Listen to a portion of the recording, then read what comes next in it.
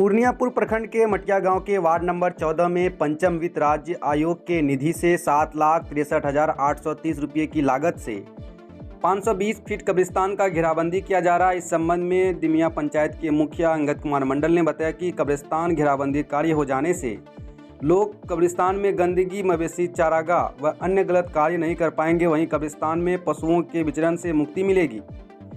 उन्होंने कहा कि पंचायत में विकास की गति तेज हो गई है। उन्होंने बताया कि पूरा प्रयास हर क्षेत्र में चौमुखी विकास की ओर ले जाना है। उन्होंने बताया कि इसको लेकर शुक्रवार को घेराबंदी का शिलान्यास किया गया। मुखिया अंगद मंडल ने बताया कि 1 माह के अंदर घेराबंदी कर दी जाएगी। इसको लेकर शिलान्यास कर कार्य शुरुआत भी कर दी गई है। कब्रिस्तान शिलान्यास होने से स्थानीय लोगों में खुशी का माहौल देखा गया। वहीं स्थानीय लोगों ने बताया कि पिछले कई वर्षों से कब्रिस्तान घेराबंदी का मांग हम लोगों के द्वारा किया जा रहा था, लेकिन किसी ने अब तक घेराबंदी नहीं किया। वहीं ग्रामीणों ने बताया कि मुखिया के इस कार्यकाल से स्थानीय लोगों में खुशी की लहर है और लोगों को जो सपना था वह पूरा होते दिख रहा है। शिलान्यास कार्यक्रम में पैक्स अध्यक्ष यशवंत यादव, वार्ड मेंबर नूर मोहम्मद, मोहम्मद मुख्तार आलम, मोहम्मद लतीफ़, मोहम्मद टीपू, मोहम्मद मुखलिस, मोहम्मद यूनुस, मोहम्मद इब्राहिम सहित सैकड़ों लोग मौजूद थे। पूर्णिया पूर्व से सिटी हलचल के लिए राजेश कुमार की रिपोर्ट।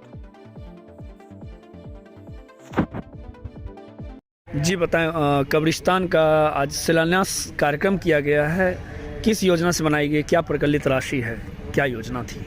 मटिया ग्राम में एक सरकारी कब्रिस्तान है जो मटिया कब्रिस्तान के नाम से जाना जाता है और वह आबादी के बीचों बीच है और लोगों के द्वारा सरकारी भूमि का अधिग्रहण किया जा रहा था।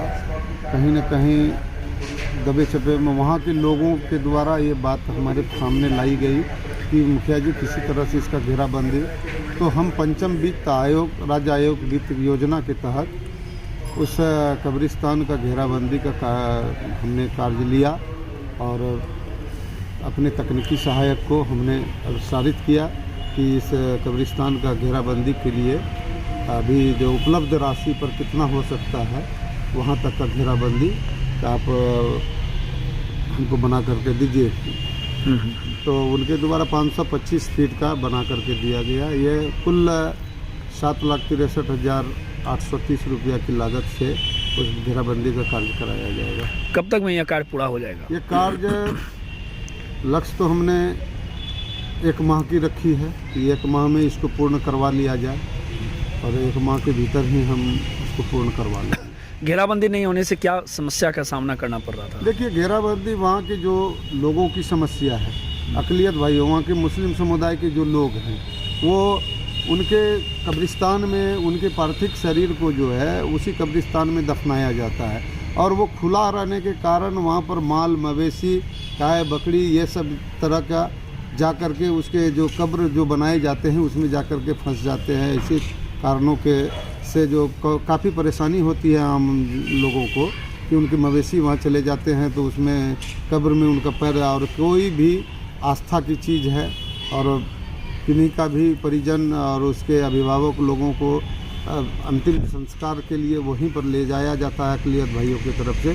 तो उनकी आस्था बनी रहे, उन जो जिन श्रद्धा के साथ वो अपने परिवार के परिजनों को या समाज के लोगों को वहाँ जा कर के दफनाते हैं, वो अपने आप को सुरक्षित महसूस करे कि हमने जो दफनाया है वो हमारा कब्र सुरक्षित है, इसीलिए उसका हमने घेराबंदी कार्य किया।